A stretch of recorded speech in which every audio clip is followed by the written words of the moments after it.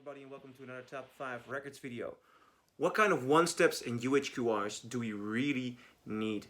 Last month we've seen the release of this beautiful one-step folk singer by Muddy Waters, and UHQR has released the Jimi Hendrix Are You Experienced vinyl. Both are amazing releases, but are these the ones that are really necessary in the audiophile world? My answer is, although there is an increase in quality, for example, this one is the best version around, I'd say this is not the thing we really needed. Although it is better, there are very good audiophile alternatives. Same counts for the Are You Experienced Jimi Hendrix one. I've got it in pre-order, but the reviews are that it is better than the other pressing from the Bernie Grundman Master. But the other pressing from the Bernie Grundman Master is available all around. And it sounds pretty awesome. So why do we really need this expensive new audiophile pressing? Nevertheless, they sound good. I think that there are some titles out there, there are loads of titles out there, which are way more deserving of this kind of treatment. Because first of all, there are not a lot of pressings around, but it's a very popular title. So people pay lots of money for an early pressing or a very scarce audiophile pressing. Second, there is more sound to these masters than what has been released. So what's interesting, what needs a big increase in sound quality for the public to be available? I think there are loads of interesting titles which can really lift up the interest in UHQR one step. Not that they have a lack of interest, but they could go the extra mile in better titles. And here's my top 5 list of albums that deserve that. Now, on number 5 spot, I've got the early years, or the 70s years, of David Bowie. What I own here are mostly the first UKs on the RCA label, the orange RCA logo. This is a German pressing, and all these David Bowie titles, they sound okay. They sound okay. These early ones, they sound pretty good, and I compare them to loads of other pressings. They are good sounding, but when you listen to them, I get the feeling there's more going on. And if you listen, and if you'd have an audiophile remaster of this on 45 RPM, I cannot imagine that there would not be a huge increase. Especially these records. I mean, I love Let Insane and I love this pressing. But I actually went through the trouble of getting 3 pressings, 3 first UK pressings of this album, to find one that got closer to what I thought it should sound like. Because silence of a vinyl, it's not easy. It's not easy getting a good sounding pressing of David Bowie. And these box sets that have been released, they are okay sounding, but they're digitally sourced. These are not the audiophile quality that is in the grooves of David Bowie. Now, David Bowie is a huge artist. He has loads of fans, and this man experimented with sound, and we really need to hear the quality on those sounds. So please, the UHQR are one step of the early Bowie years. That would be awesome. On the number 4 spot, Odyssey and Oracle by the Zombies. Now, this is an album originals go for incredible price, I believe thousands of euros. I have a British reissue here, which sounds good. It sounds good. But the album is sort of like a Sgt. Pepper kind of cacophony. Is that an English word? It's a Dutch word, and I thought, it might be English.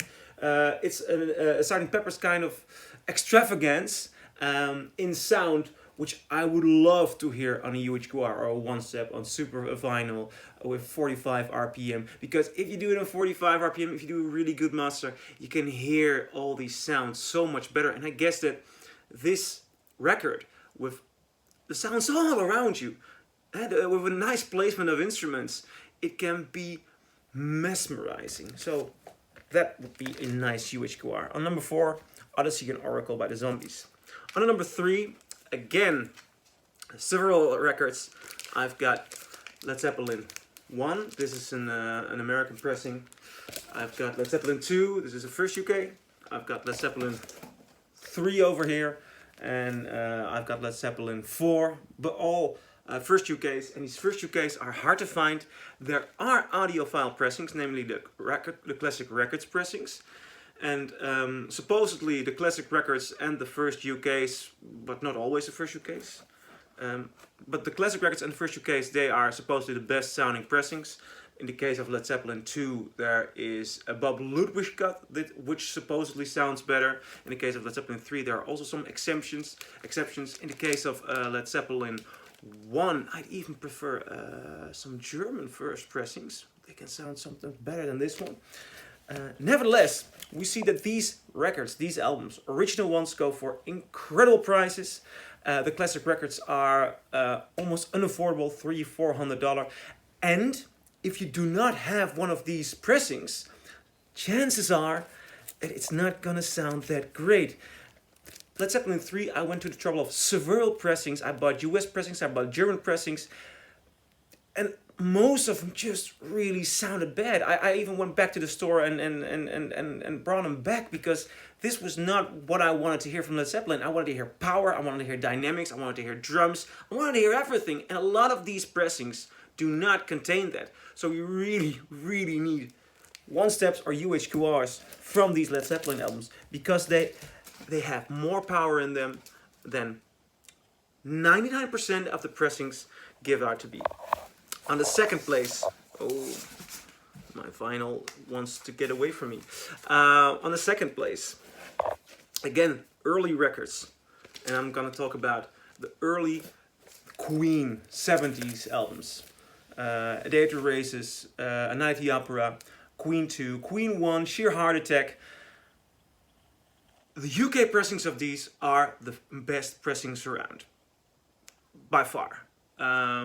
The Dutch pressings, first Dutch pressings, are also pretty good. I compared this one to my first Dutch pressing, actually the first record I ever got. First Dutch pressing, and the sound was better on this, but the increase was not so much. Now there is this recent box, I believe from 2014 or 2012, and that one, although there are lots of Queen fans who love it because Roger Taylor and Brian May claim that these are beautiful remasters, it's terrible. A friend of mine bought it, and it was way before we got into Audiophile Records. But I listened to it and I thought, this sounds nothing like my first Dutch pressings. They have more dynamics. They have more information to them. I hear voices, everything clearer. These sound like CDs. Now they used the CD masters for the records they pressed. And actually I saw a topic on Steve Hoffman forum, people analyzing the dynamics of these records. And the masters, they are pressed way down. It has to do with the development or the ideas from the Queen members in how their records should sound. And that's also something which is notable in their career. I might do a video about this, the development in the quality, in the mixing, in the mastering of Queen sound. So they think if we go for a CD sound or a Spotify sound, that might be the best for these days and ages. But we really miss the dynamics on those pressings. And as a matter of fact, if I listen to this, same thing as with Odyssey and Oracle, A Night at the Opera contains so much sounds. The Prophet song, Bohemian Rhapsody, but also tiny little songs like Lazing on Sunday Afternoon. They are so nuanced in what they recorded. There is such good quality to what was recorded, but there are so many sounds to be pressed on here that a 33 RPM is not the best way to go. If you could make a 45 RPM one-step remaster of this, then we can finally hear what was going on in the studio, because my guess is these masters sound so much better than even the first UK pressings, and I want to hear that. Now, I'm gonna go for my top one choice. This is an album that really, really needs a one-step or a UHQR. And I guess that Chad Chasm from Acoustic Sounds and Analog Productions must own this, because this is a Verve title. The Velvet Underground and Nico. What I'm holding here is a second German pressing from 1968 with the original US sleeve. I've read reviews online that they say that this is the best sounding pressing because this has the American stampers but German vinyl, and German vinyl was supposed to be better in those days. It sounds great. It sounds good. I love it. I also know the album was not recorded that well, but finding original pressings of these is incredibly hard. They always look they are always in terrible state. I mean, the Peel Dennis of somebody wrote on this, and this was the only one I could find. They are very expensive. I guess there must be an increase in audio quality possible. We heard on the record Pearl that although it wasn't recorded that well, when you do one step, when you do a UHQR, when you go the extra mile to get it on 45, just to get the best out of these masters, it will come more to life and we will come closer to the album. And this is one of the most legendary albums, one of the most sought after albums, and one of the albums which doesn't have a lot of good pressings around. I mean, recent pressings aren't that good and the old ones are scarred. Please, it would be awesome. It would be really awesome if we could get a UHQR out of this one. Now, those are my 5 suggestions for the UHQR's one steps we really, really need. I'm curious, what do you guys think? What should be the next Audiophile albums? Please leave a response below and I'll see you in the next video.